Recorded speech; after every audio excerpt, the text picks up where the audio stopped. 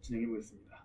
네, 오늘은 6번부터 진행을 합니다. 지표 6번부터 하고요. 저는 그 평가 교육을 할 때 애초에 이제 평가 외에 뭐 모니터링이라든지 다른 부분들까지도 학연을 섞여서 말씀을 드리기 때문에 그 부분에 대해서 조금 이해를 하셔야 됩니다. 그래서 이 평가 얘기만 하지 않아요. 그래서 그 부분을 생각을 해서 한 번에 일을 하는데 사람이 두 번 일하지 말고 한 번에 일하자 주기거든요, 저는. 그래서 평가, 모니터링, 뭐 그냥 실제 행정, 업무 할 거 없이 그렇게 한 번에 GP에 섞어가지고 얘기를 좀 해보도록 하겠습니다. 일단 주간보 6번, 네, 6번인데요. 글씨 잘 보이게끔 좀 포인트를 좀 키워놨는데 그래도 읽어드리겠습니다. 지금 6번 같은 경우에 경력직, 기관에 2년 이상 근무한 직원의 비율은 적정합니다 라고 하는 이 내용이 있습니다. 여기서 이제 먼저 말씀드려야 될 부분은 여러분들 매달 혹시 업무 분장표 하시나요? 매달? 예, 따로 업무 분장표 안 하시나요? 이게 업무 분장표가 평가에서는 지금 사실 빠졌다고 생각을 하시는데 이게 모니터링 그 인력 가산을 다 받으시는 모니터링 안에는 이 업무 분장표가 굉장히 중요한 부분이 있어요. 내가 정해져 있는 그 일을 해야 된다. 직원이 딱 정해져 있는 일을 업무 분장상에 정해져 있는 일을 해야 된다. 그 외에 일을 했을 때 뭐 감산이다 아니다 뭐 이런 얘기들이 지표들이 많이 있기 때문에 인력 운영표 그 실제 인력 운영표 그다음에 그 업무 분장표 이런 것들을 저는 그렇게 얘기합니다. 새로운 직원이 들어오면 업무 분장을 매달 관리를 해서 최신화 시켜놔라 이런 얘기를 하는데요. 이거와 더불어서 지금 이 계산을 미리미리 해볼 수 있는 방법이 나오는 기관들이 어떤 기관들이냐면 우리 평가 받으실 때 뭘 달라고 하냐면요. 기억을 한번 해보시면 기관에 그 직원이 속해져 있는 직원 임명부, 그러니까 여기 보시면 지표 기간이 2017년도부터 2019년 12월 달까지잖아요. 이때 지표 기간 동안의 직원들 내역을 싹 다 정리해서 달라. 그 다음에 수급자 내역을 정리해서 달라. 그 다음 배당 책임 보험을 정리해서 달라고 요구를 해요. 평가할 때. 그쵸? 예, 아실 겁니다.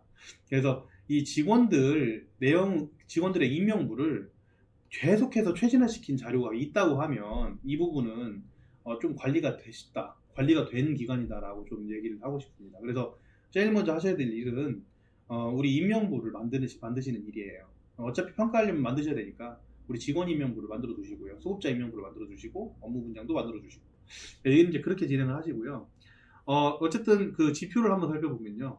2년 이상 운영한 기간 같은 경우에는 여기 17년도 1월부터의 이 지표 기간 동안에 실제 근무했던, 그러니까 한 번이라도 근무했던 전체 등록된 직원 수에서 그게 분모가 되고, 거기서 2년 이상 근무한 직원을 이렇게 나눠준, 이게 실제 퍼센트가 나오는 게 50% 이상이면 3점을 주겠다.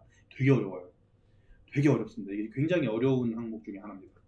그래서 대부분 뭐 내가 원해서 이런 건 아니고 지금 당장은 점수 3점 받을 수가 없어 이렇게 되거든요. 그래서 포기해야 되는 항목일 수도 있어요. 어떻게 보면.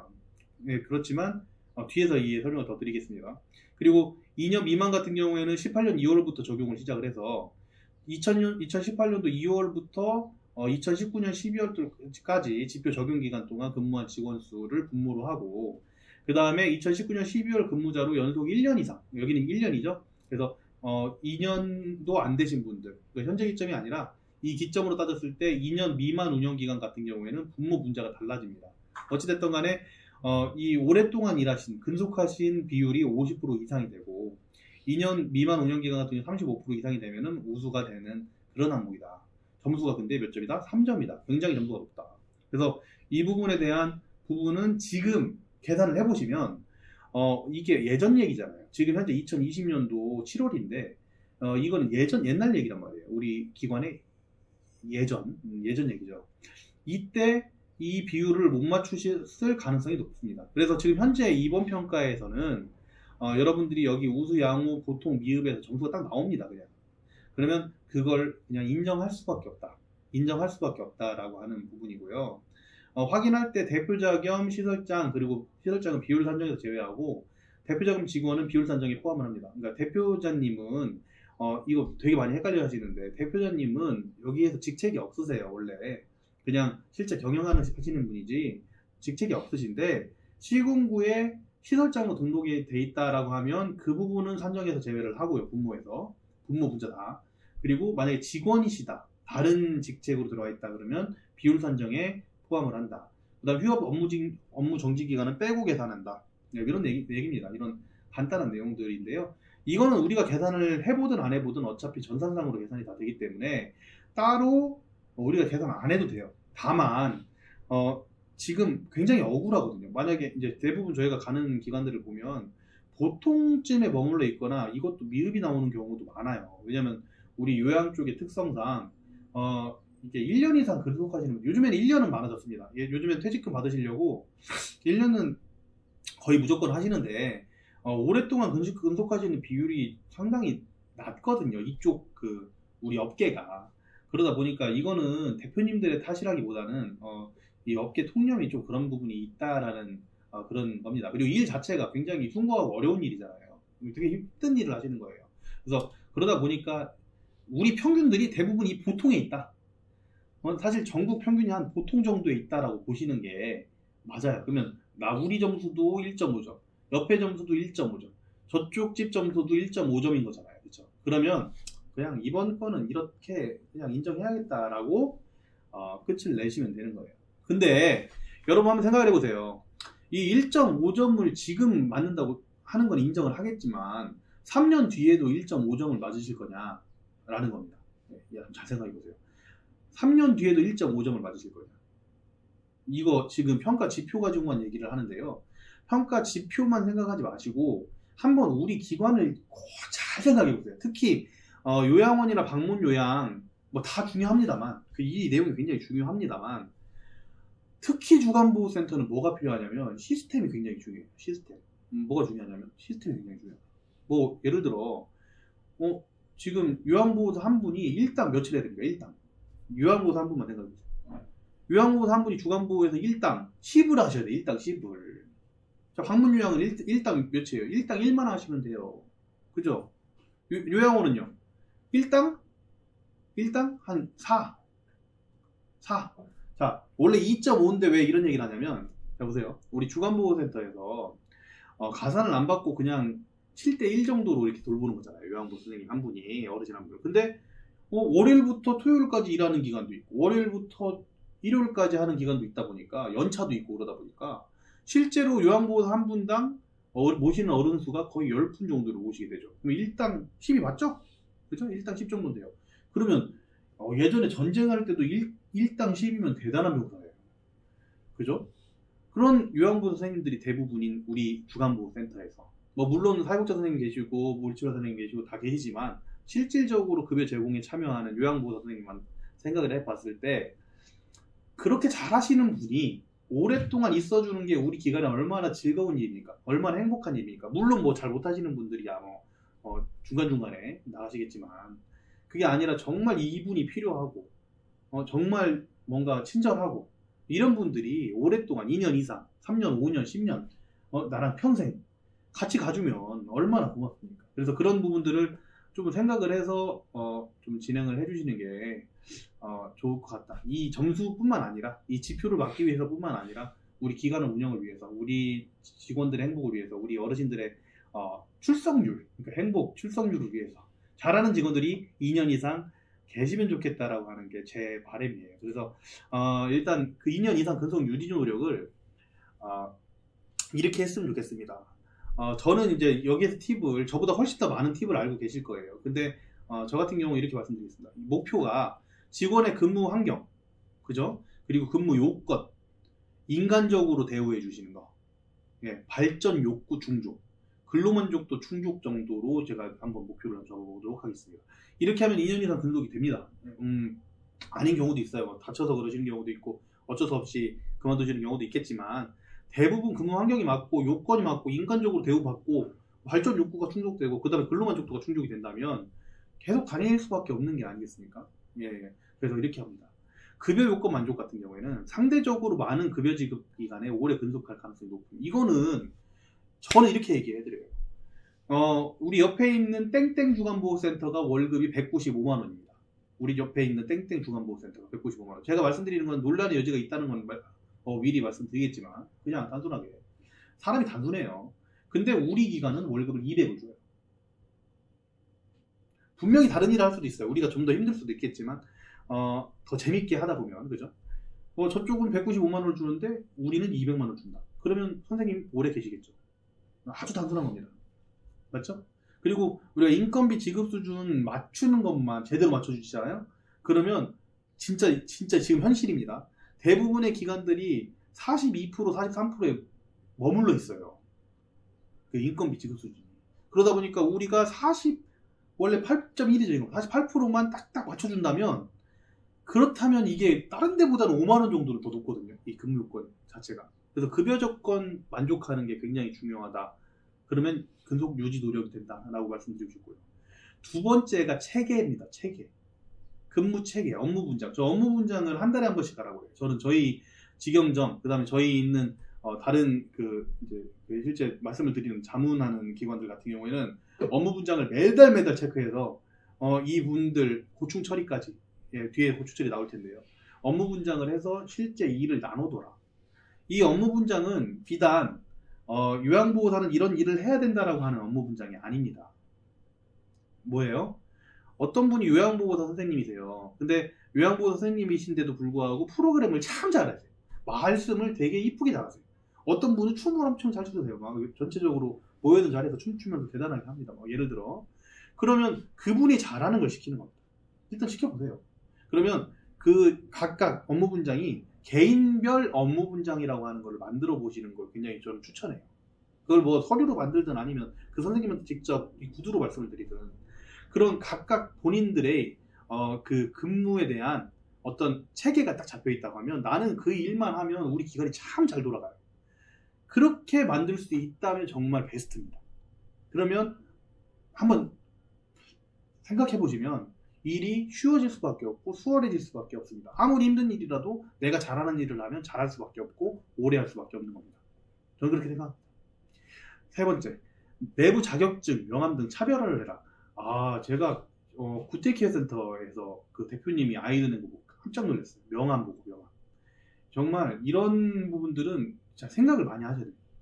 명함을 딱 이렇게 밖에서 할 때 제가 이제 절대 폄하하는 거 아닙니다. 저는 요양보호사 선생님 굉장히 중요한 일을 아주 숭고하신 일을 한다고 생각을 해요.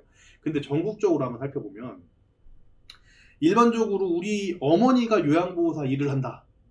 우리 이모가 요양보호사 일을 한다. 그러면 옆에서 이렇게 째려보는 시선이 있어요. 그러니까 안 좋게 보는 시선이라고 해야 될까요? 참 뭐 이렇게 일하시는구나 이렇게 보는 시선들이 있어요. 좋은 시선 엄청 많겠지만 근데 그걸 어떻게 차별을 하느냐. 뭐 이분은 예를 들어 운동을 잘했어요. 그러니까 운동 마스터 이런 아니면 상담 마스터 운전을 잘해 운전 마스터 뭐 이런 식으로 명함을 진짜 기가 막히게 우리 뭐 다녀보면 기가 막힌 명함들이 있지 않습니까? 그런 명함들로 어떤 그 기관에 대한 애사심이라든지 이런 부분들을 가질 수 있도록 명함을 차별화했더라고요. 와 진짜 멋있지 않습니까? 그렇게 해서 근속 유지를 노력하시는 것도 괜찮고요. 내부 자격증도 괜찮아요. 이게 전국적으로도 많지는 않고 그 세계적으로 봤을 때도 잘하는 기관들 진짜 뭐 일본 같은 경우에도 한 5% 내외에 드는 기관들이 많이 하는 건데요. 내부 자격증을 만드시는 것도 괜찮습니다. 내부 자격증. 그래서 내부 자격증으로 해서 더 잘하시는 분들 선임 같은 경우에 뭐 3년이 지났는데 뭐 어떤 시험을 본다든지 아니면 실습을 한다든지 해가지고 그런 분들을 막 이렇게 별을 달아요. 우리 견장을 다는 것처럼 이렇게 별을 달아서 더 잘할 수 있게끔 계속 북돋아주는 그런 노력을 합니다. 이렇게 해서 애사심을 기르는 방식으로 2년 이상. 그러니까 이번에는 평가 점수가 안 나오겠지. 1.5점밖에 안 나오겠지만 3년 뒤에는 만점이 나오게끔 그렇게 노력을 합니다.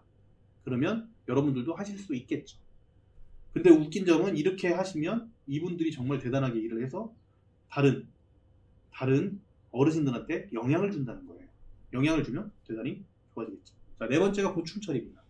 고충 처리 체계를 철저히 하세요. 저는 그런 말씀을 드립니다. 이게 고충 처리 자체가 대표님 때문에 스트레스 받는 경우도 많아요. 알고 계셔야 됩니다. 센터장님 때문에 스트레스 받는 경우도 엄청나게 많습니다.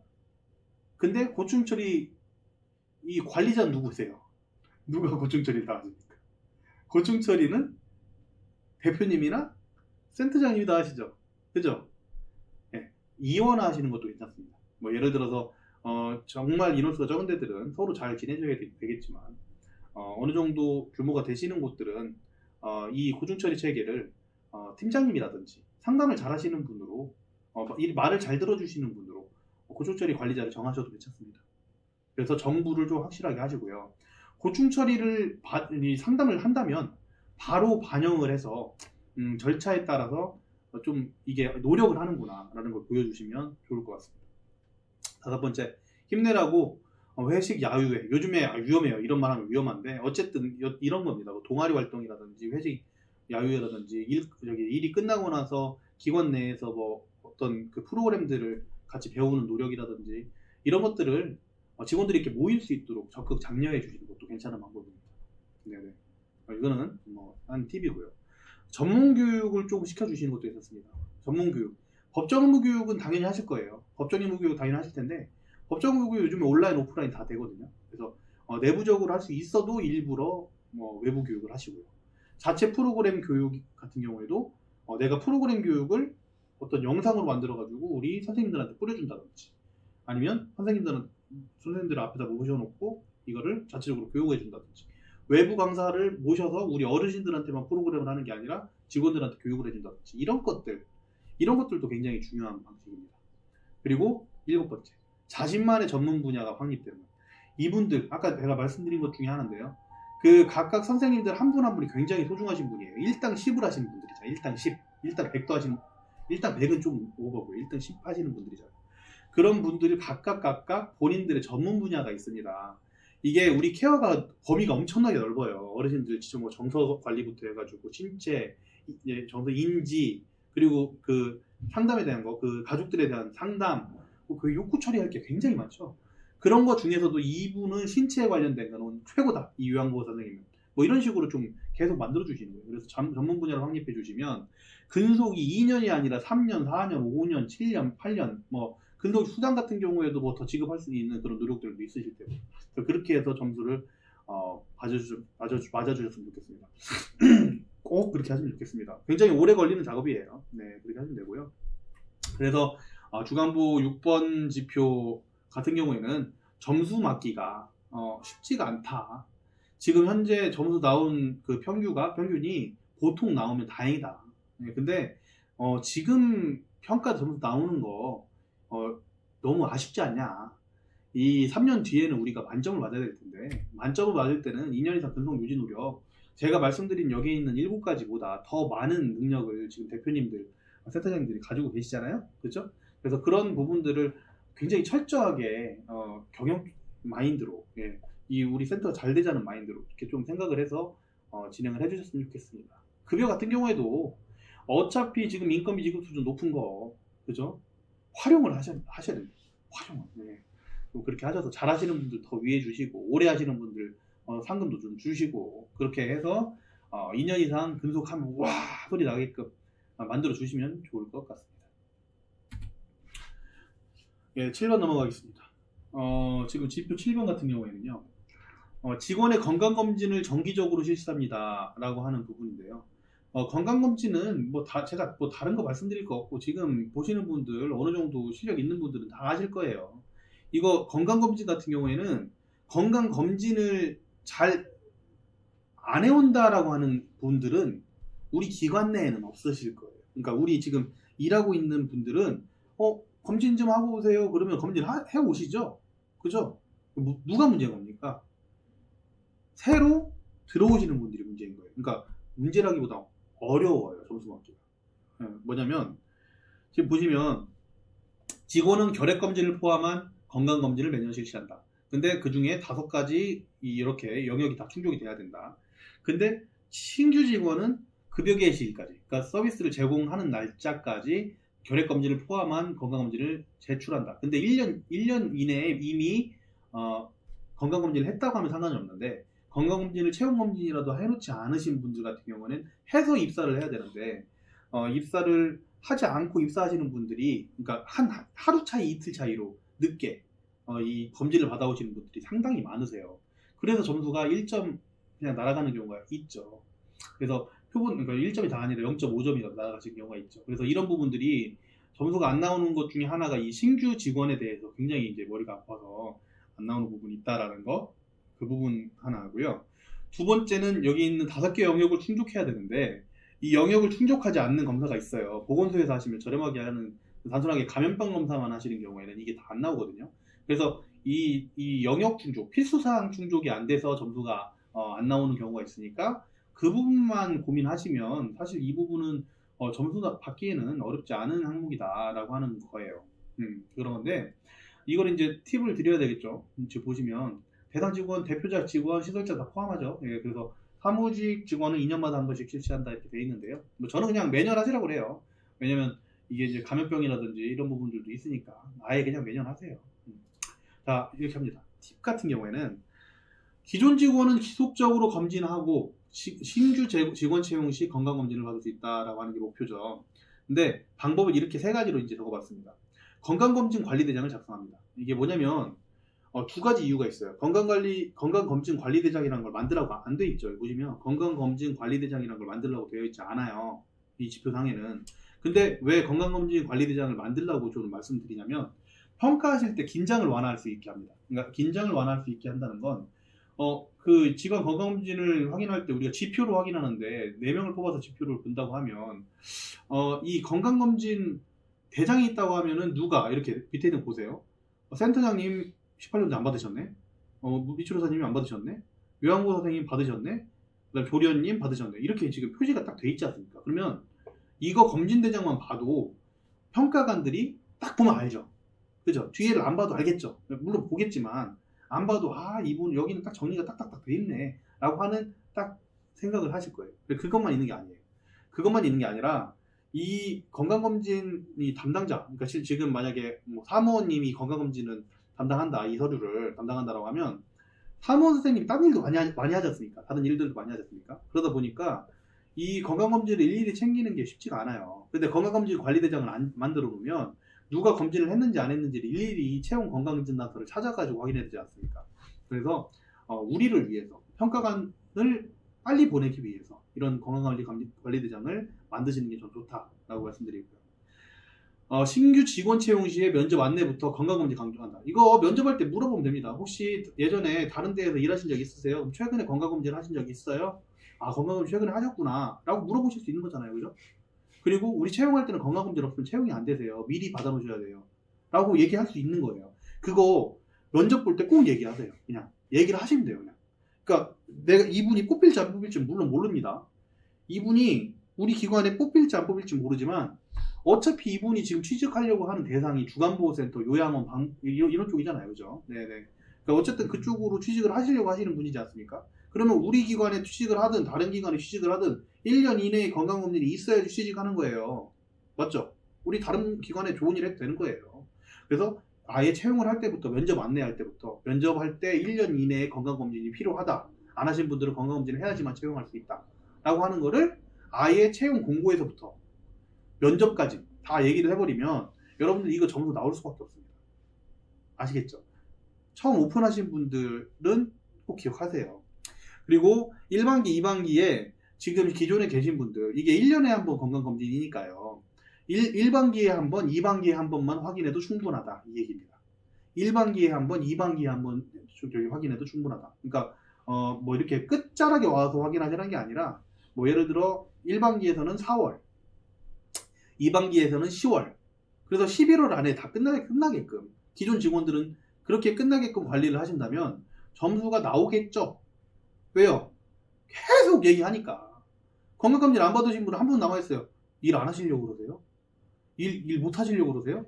라고 얘기를 강하게 얘기하실 수 있잖아요. 태도가 안 가져오신 분들. 그래서 결과적으로 그렇게 이제 안 하시는 분들은 없겠지만, 건강검진 그 관리를 1반기에 한 번, 2반기에 한 번, 4월 한 10월 정도에 관리 집중 기간을 선정을 해서 건강검진을 계속 시키시면 됩니다. 그러면 이 점수가 나옵니다. 그냥 받으실 수밖에 없는 지표고요.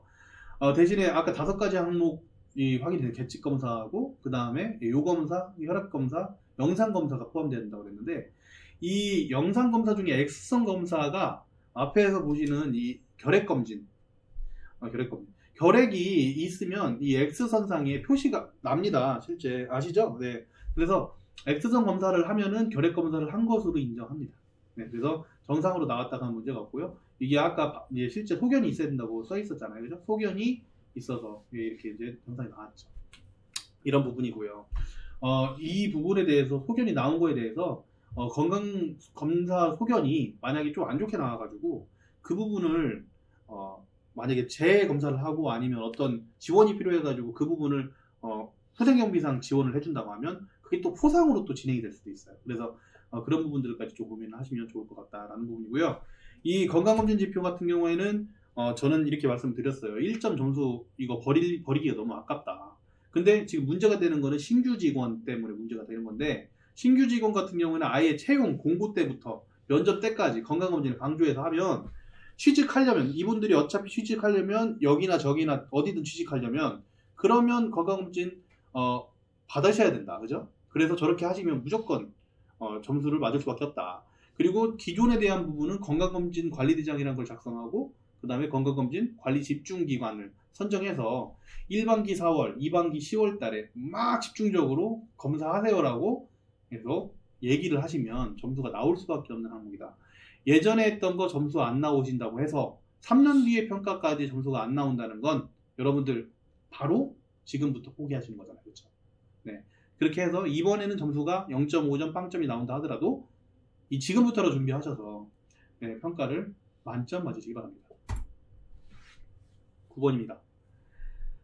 예, 직원의 복지 향상을 노력합니다. 라고 말씀을 드렸는데요. 지금 복지 향상 같은 경우에 키포인트가 있어요. 키포인트가 있는데 제가 일단 읽어드릴게요. 기관에 5대 보험이 가입이 되어 있다. 이거는 요즘에 이 점수가 안 나오시는 분들이 거의 없죠. 당연히 다 신고하시고 4대 보험 다 내시고요. 파란색으로 퇴직급여 제도를 운영한다 라고 되어 있는 거. 되게 논란이 많은 부분인데 이거 참 잘 오셨어요 오늘. 네. 그리고 건강보험, 노인장기환보험, 국민연금, 고용보험, 산재보험, 퇴직급여 제도 운영 같은 경우에 퇴직급여 지급 여부를 확인한다 이렇게 돼 있죠. 말이 어렵지 않아요. 4대 보험 가입돼 있으면 되고 퇴직급여 제도를 운영해서 퇴직금 지급하면 된다 이 얘기죠. 네, 그 얘기죠. 2번 복지 포상 등에 대한 규정이 있고 규정이 있어야 된대요. 이거는 저희 운영 규정할 때 들으신 분들은 다 아실 거예요. 규정이 있어야 되고요. 기관 내부 규정에 따라서 여러분들 여기 밑줄 쫙 그으세요. 내부 규정에 따라 이게 핵심입니다. 핵심. 따라 복지 포상 등 혜택을 제공하는 조항입니다. 그리고 평가 결과 가산금 지급받은 기관들, 가산금 지급받은 직원들은 일부 직원들의 처우 개선을 이용해 사용합니다. 3번 너무 하고 싶습니다. 3번 너무 하고 싶죠? 네네.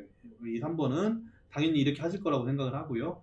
1, 2번만 한번. 이거는 지급 내용만 확인합니다. 실제 가산금 받으면 지급한 거에 대해서 일부를 해서 뭐 성과금이라든지 이런 걸로 빼서 줬는지 이 부분을 확인하니까 이 부분은 받으신 분들은 그렇게 하시면 되고요. 1번, 2번 같은 경우에는 이렇게 설명을 하나씩 할게요. 1번부터 설명을 할까요? 어찌됐든 간에 다 맞으셔야 4점이고요. 1번, 2번만 되는 경우, 1번, 3번만 되는 경우에 3점. 하나만 1번만 충족하는 경우 2, 3번은 필요 없고요. 1번만 충족하는 게 2점입니다. 이렇게 점수가 되는데 일단 1번 먼저 하겠습니다. 여러분들 기관이 5대 보험이 가입되어 있으며 라고 하는 부분은 저는 이렇게 보시면 될 것 같아요. 여기 써 있어요. 4대 보험 정보영의센터, 포인슈어 아니면 EDI에 들어가셔서 프린트 하시면 됩니다. 뒤에 예시 하나 만들어 놨으니까 그거 보시면 되고요. 사회보험 가입 증명서 뽑으시면 그 누가 가입됐는지까지 다 나오기 때문에 예, 그걸 보고서 평가하면 되는 겁니다. 네, 어렵지 않아요. 근데 퇴직급여제도 운영, 퇴직급여 지급 여부 확인이라고 하는 부분이 있어요. 퇴직급여제도 운영이 우리나라 퇴직급여제도에는 두 가지 제도가 있습니다. 여러분들 아시는 분. 그 퇴직급여제도에는 두 가지 종류의 제도가 있어요. 혹시 아시는 분 있습니까? 네, 말씀드릴게요. 퇴직금 제도가 있고요. 퇴직연금 제도가 있습니다. 퇴직금 제도가 있고 퇴직연금 제도가 있어요. 퇴직연금을 많이 가입하시죠. 퇴직연금을 가입하시면 이 급여제도를 운영하시는 겁니다. 퇴직연금을 근로복지공단이나 다른 은행에서 만약에 가입을 했어요. 그러면 퇴직연금 제도를 운영하시는 거니까 이 부분에 대해서는 운영 점수를 받을 수밖에 없죠. 그죠? 퇴직금 제도가 있습니다. 퇴직금 제도. 퇴직금 제도는 뭘까요, 여러분? 뭘까요? 예, 퇴직금 제도는 은행에 퇴직금을 뭐 예를 들어서 인출을 바로바로 할 수 있는 통장에서 가입하시는 그런 방법이 있고요. 퇴직보험을 가입하시는 방법이 있습니다. 그래서 어쨌든 실제로 이분들이 퇴직을 하셨을 때 인출이 가능한 그런 부분이면 가입이 가능하십니다. 그래서 퇴직금 제도, 퇴직연금 제도를 운영을 한다는 겁니다. 퇴직연금 제도를 할 때는 문제가 될 게 없는 게 여러분들이 그 퇴직연금 그 운용사하고 계약한 약관이 있어요. 약관을 보시면 그 내용이 제도가 다 들어가 있기 때문에 걱정하실 게 없죠. 근데 우리 운영규정에서도 얘기를 드렸을 겁니다만 우리 운영규정에서 할 때 국민은행에다가 12분의 1을 보통 예금에다가 했다라고 이렇게 글을 아예 적어놔 버렸단 말이에요. 그런 식으로 퇴직금 제도를 설정한 경우에는 우리 기관만의 내규가 있어야 됩니다. 내규. 퇴직연금은 약관, 퇴직금 제도는 내규가 있어야 됩니다. 우리 운영규정 내규. 그래서 퇴직금 제도를 설정하셨다면 무조건 우리 기관의 내규를 붙여놓으셔야 됩니다. 아시겠죠? 근데 퇴직급여 제도 운영할 때 우리 평가관들도 가끔 그럴 때 있다 하시더라고요. 그리고 우리 담당자, 우리 그 대표님들, 그 다음에 센터장님들도 이게 헷갈려가지고 대답을 못하고 넘어가시는 경우가 있으실 수 있어요. 여러분들 처음에 오픈하시고 나서 퇴직금 제도 운영하나요? 처음에 오픈하시고 나서 퇴직금 적립하십니까? 퇴직연금 적립해요? 이게 어려워서 못하시는 경우도 사실 많아요. 이게 운영이 어려워서. 근데 여기 보세요. 평가에 있는 퇴직급여제도 중에 우리가 알고 있는 거 외에 연금, 퇴직금제도 외에 숨어있는 퇴직급여제도가 있다는 거 알고 계십니까? 숨어있는 퇴직급여제도가 있다. 알고 계셔야 됩니다. 자, 보세요. 인터넷에 오늘 보신 분들은 따라 하시면 좋을 것 같아요. 네이버를 칩니다. 네이버를 치고 네이버에 법제처를 들어갑니다. 여기에 퇴직급여 보장법을 들어가십니다. 여기에 보장법 들어가시면 제11조일 거예요. 제11조. 자, 제11조. 확대해서 보여드릴까요? 읽어드릴게요. 퇴직급여제도의 미설정에 대한 처리라고 하는 항목이 있습니다. 퇴직급여 보장법 제11조. 제4조 1항, 본문 제5조. 그러니까 퇴직급여 설정을 해야 되는데도 불구하고 사용자가 퇴직급여 제도나 개인형 퇴직연금 제도를 설정하지 아니한 경우에는 뭘로 본다? 퇴직금 제도를 설정한 것으로 본다라고 하는 항목이 있습니다. 이거 꼭 프린트하세요. 이거 뭔 얘기냐면 적립을 안 하시는 분들은 꼭 프린트하세요. 퇴직급여 제도를 설정을 안 했어요. 아무것도 적립을 안 하셨어요. 그러면 뭘로 본다? 퇴직금 제도를 설정한 것으로 본다라고 하죠. 이거 담당관님도 가끔 적립을 안 하셨어요? 적립을 안 하세요? 라고 얘기하시는 분들이 계세요. 근데 우리는 당당하게 적립을 안 했어도 퇴직금 제도를 설정했다. 이렇게 했을 때 규정은 어떻게 됩니까? 내규 잘 하셔야 돼요. 내규. 내규는 적립한다라는 말을 빼고요. 왜냐면 운영 규정에 따라서 운영을 하셔야 되니까. 내규에는 1년 이상 그리고 60시간 이상 근무하신 근로자에 대해서는 퇴직금을 지급한다 라고만 적어주시면 됩니다. 또는 우리의 기관의 퇴직금 제도는 운영 미 통장에서 지급한다 라는 말을 써주셔야 됩니다. 그 말을 안 써주셔도 되고요. 그냥 지급한다라는 거 제외하고 적립한다라는 내용을 지워주시면 내규랑 맞는 퇴직급여 설정이 되는 겁니다. 아시겠죠? 이거 되게 중요한 내용이에요. 적립 안 하시는 분들, 그럼 많지는 않지만 혹시 몰라서 얘기합니다. 네, 다시 한번 가볼게요. 예, 그래서 퇴직급여제도 운영하고요. 퇴직금 지급 여부 확인합니다. 이거는 뭐 따로 대장을 만들 건 없는데 실제 1년 이상 돼가지고 퇴직하신 분들은 퇴직금 지급하시면 송금 내역서만, 증빙 내역만, 통장 내역만 복사해서 놓으시면 퇴직급여 지급 여부 확인할 수 있죠. 그래서 그렇게 해서 이제 확인을 하시는데 아까도 말씀드렸지만 이왕이면 그 기관에서 대장을 만들어 놓으셔야 나도 편하고 평가관도 보기가 편하다라는 거 말씀드리겠습니다. 이렇게 해서 1번 기준 맞출 수가 있을 거고요. 2번 복지 보상 등에 대한 규정이 있으며, 이건 운영규정에서 충분히 설명했으니까 말씀드리지만, 내부 복지 보상 규정에 따라서 혜택을 제공하는지 확인한다, 이 얘기입니다. 근데 그 기준은 자녀 학자금 지원이 될 수도 있고, 의료비 지원, 아까 말씀드렸죠, 건강검진할 때 의료비 지원, 단체 보험, 경조사비, 명절 선물, 특별 승급, 특별수당, 특별휴가, 상패, 이렇게 써 있는데요.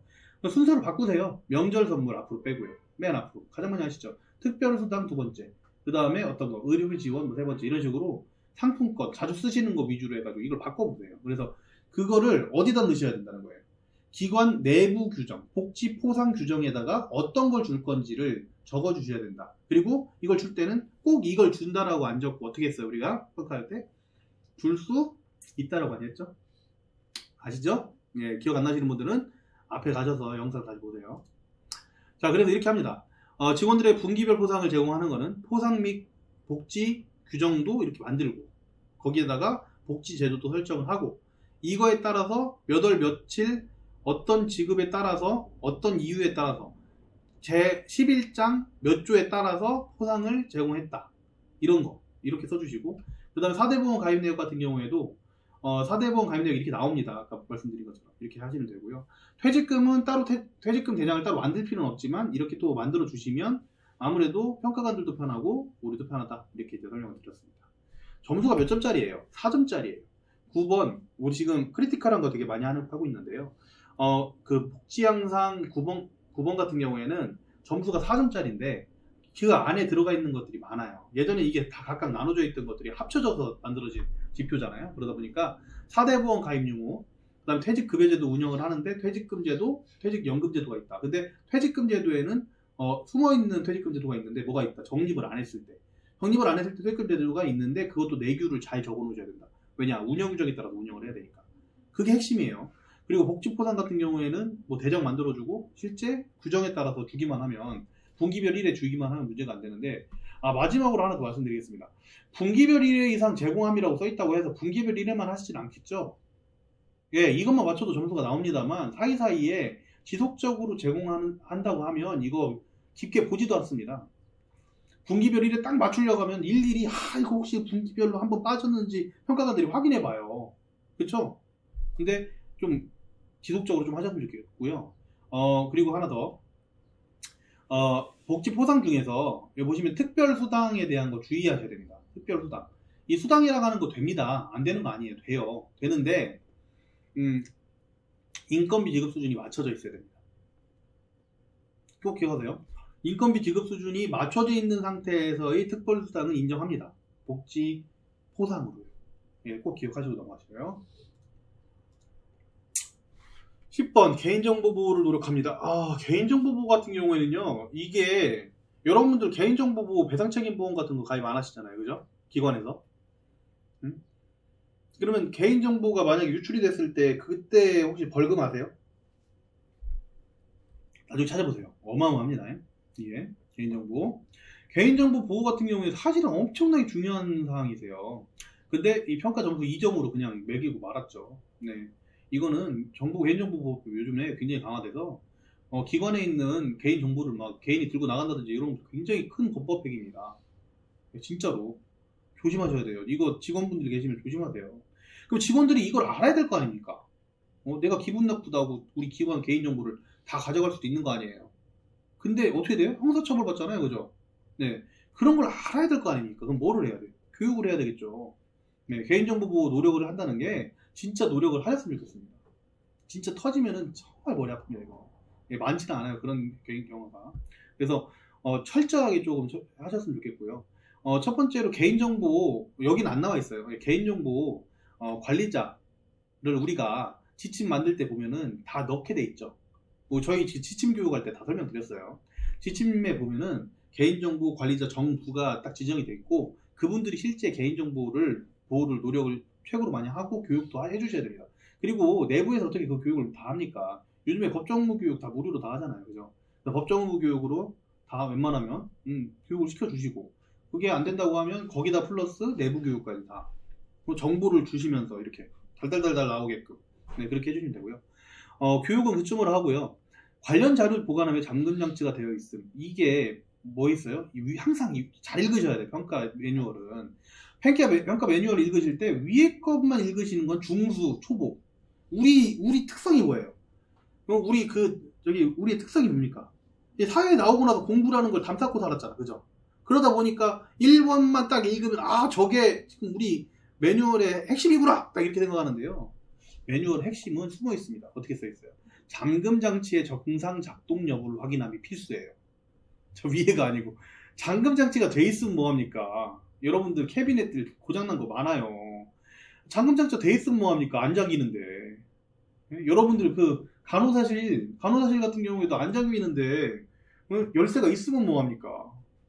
주방 같은 경우에도 문이 안 잠기는데 열쇠가 있으면 뭐하냐고요. 이해되시죠? 잠금 장치의 정상 작동 여부를 일일이 관리자가 확인해 주시기 바랍니다. 아시겠죠? 그리고 눈에 보이지 않는 잠금 장치가 하나 더 있습니다. 우리 기관에는. 뭐가 있죠? 캐비넷 말고. 컴퓨터요. 컴퓨터 비밀번호 저장 안 돼 있으시면 다 비밀번호 넣으시기 바랍니다. 비밀번호 넣는 법 모르시는 분도 있을 수 있어요. 어떻게 나요? 시작, 설정, 계정. 이건 이제 윈도우 10이냐 7이냐에 따라 계정. 여기 계정 들어오셔가지고 여기서 여기 보시면 로그인 옵션 이런 거 들어오면 비밀번호 설정하는 게 있어요. 비밀번호. 이 비밀번호를 각각 개개인별로 설정을 하십시오. 이미 다 하고 계실 테지만 안 하시는 분 많이 봤어요. 컴퓨터마다 다 하세요. 개인정보 들어있는 컴퓨터마다. 그렇게 해서 개인정보 관리해 주시기 바랍니다. 보이시죠? 그리고 이렇게 교육들이 계속적으로 이루어져야 이 무지에 의한 사고를, 그러니까 잘 몰라서 생기는 그런 사고를, 개인정보 사고를 막을 수 있다. 개인정보 사고는 인재입니다. 인재. 여러분들이 교육을 안 해서, 교육을 안 시켜줘서, 몰라서, 알았는데 일부러, 일부러는 별로 없죠. 그래서 이렇게 해서 교육까지 해주시면 좋을 것 같습니다. 점수는 2점입니다. 이거 맞아야 돼요. 여러분들 이런 거 포기하면 안 됩니다. 저도. 일단 주간 부분은 방문 요양이랑 다르게 환경 부분을 따로 빼서 한번 스페셜로 교육할 겁니다. 스페셜로. 그때 환경 부문 교육 때 오시는 분들 많이 이렇게 막 소개하세요. 오시는 분들은 실제 그 스트리밍에서만 이 팁을 공유하고 실제 이제 일반적인 내용들만 나가니까요. 꼭 들어주시고. 주간보 17번 같은 경우에 수급자 편철 부분에서 한 번에 다룰 겁니다. 수급자 편철 부분 같은 경우에도 어르신들 서류 만드는 부분을 빠삭하게 편철 들고 와가지고 설명을 드릴게요. 그렇게 해서 따로 다루니까 이 부분은 오늘은 제외하도록 하겠습니다. 오늘 마지막 지표입니다. 상담을 실시하고 수급자 상태를 관리합니다 라고 하는 항목인데요. 실제 수급자 권리 보장 중에서 상담 관리가요, 여러분들 급여 제공 연계성에서 진짜 단연코 굉장히 중요한 부분입니다. 단연코. 그리고 이거 이제 아실지 모르겠어요. 이미 어느 정도 영업이나 마케팅을 하셨던 분들이 사업장을 운영하시는 경우가 있을 수 있고요. 아예 정말 복지 쪽만, 이제 정말 어르신들을 케어한다는 숭고한 마음으로만 하시는 분이 있으실 수 있어요. 근데 어떤 경우에든 간에 우리 어르신들 관리, 그러니까 우리 고객에 대한 관리를 신경을 안 쓰시는 기관들 같은 경우에는 정말 오랫동안 살아남기가 쉽지 않습니다. 정말 여러분들의 그 원장님들을 저희가 만나면서 근 10년간 그래도 만 분은 안 되겠는데 몇천 분은 되시겠죠? 몇천 분은 되실 텐데 그런 원장님 만나면서 이분은 되겠다, 이분은 안 되겠다라고 하는 거는 사실 이 상담에 조금 있지 않을까, 이 말하시는 이런 기법에 대해 있지 않을까, 저는 그렇게 조금 생각을 한번 해보고 싶습니다. 그래서 상담을 잘 해주시고 수급자에게 정말 관심을 가져주시고 이런 부분들이 있다고 하면, 잘 하신다고 하면 정말 기관이 잘 굴러가요. 어떤 부분에 있어서 잘 굴러간다고 하냐면 어르신들이 나가질 않습니다. 왜요? 보호자가 너무 좋아해요. 보호자가 우리 원장님, 우리 관리자를 너무 좋아해요. 그래서 여기 아니면 안 되는 거예요. 그렇게 돼요. 상담을 잘 하시면. 한번 해보세요. 심지어 우리 병원 어디 가는지까지도 물어본다니까요. 우리 어르신 병원 어디로 갈까요? 한국병원 갈까요? 아니면 서울병원 갈까요? 네? 실제로 그렇게 돼요. 그래서 상담일지를 하는데 저는 이 상담일지 같은 경우에는 단순하게 이 안부 전화나 하자고 상담하겠습니까? 안부 전화나 하자고 상담하지 말고 관리를 위한 상담 일지를 작성하셔라 라고 말씀드리고 싶고요. 얼마 만에 한 번씩 하는 거예요? 기준이? 모든 수급자에 대해서 분기별 1회. 뭐 얼마나 됩니까? 이게 한 달에 한 번도 아니고 분기별 1회 상담을 한다. 그죠? 필수가. 그리고 모든 수급자에 대해서 분기별 1회 상담을 실시함. 그죠? 네, 이렇게 되고 두 개가 나와있네요. 그죠? 필수사항, 상담일자, 수급자명, 상담직원, 상담대상자, 상담내용이 필수사항이에요. 이 필수사항이 꼭 적혀 있으셔야 돼요. 상담일지는 이 모양이 아니어도 돼요. 어떤 모양 쓰셔도 상관없습니다. 아무 모양이나 쓰시고요. 짧게 쓰시든 길게 쓰시든 그거는 뭐 대표님, 센터장님 그리고 담당자님 마음이죠. 근데 필수사항만큼은 빠지지 않게끔 꼭꼭 채워서 다 써주시고, 그리고 상담 내용이 되게 중요하고, 상담은 보호자와 실시한 유선 통화도 인정한다고 했어요. 그리고 밑에 있는 2번은 지금 여기 지금 내용이 잘못 들어가 있는 것 같은데, 결과 반영해라 그 얘기입니다. 결과 반영.